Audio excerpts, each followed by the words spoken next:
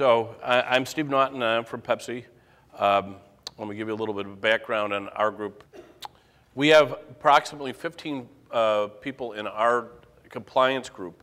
We only have one other lawyer that works in the group. We don't have a formal structure kind of separating out compliance and compliance lawyers, if you will. I report to our general counsel. I have direct access to our CEO, Indra Nui. I meet with her regularly, have 2 standing meetings with her a year, but I also meet with her on an ad hoc basis as needed, and also I report to the audit committee. We have 14 associates now within the group. We're a very heavily matrixed organization. Pepsi is a very decentralized organization.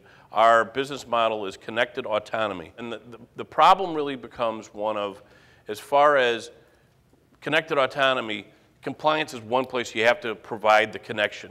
You know, when you start talking about privacy, health and safety, environmental, areas like that, you have to have centralized functions or centralized positions, and it makes it a little difficult, but that's really what we're up to.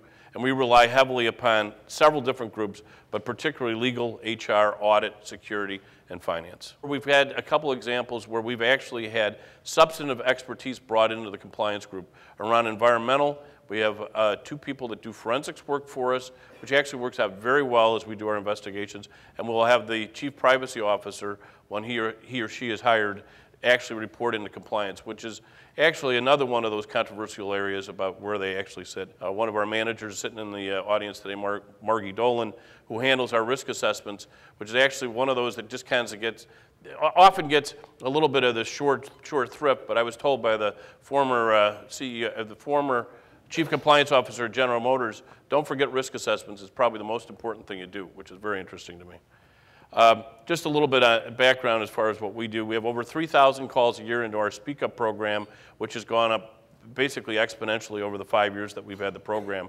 We train 60,000 people online, 100,000 other associates in person on a myriad of different programs, and then, as we said, the risk assessments, and we're also responsible for our policy oversight. Finally, kind of the substantive areas, and what we've done with the 14 people in our group is we basically assigned one person in an area to really kind of dig into that and get to know who the folks are, because in a company of 300,000 employees, you can imagine when an issue comes up, the first question is, oh, who's the head of QA in such and such a place? It's hard to keep an eye on all that, so we try to assign out different areas to the folks that are actually in the group.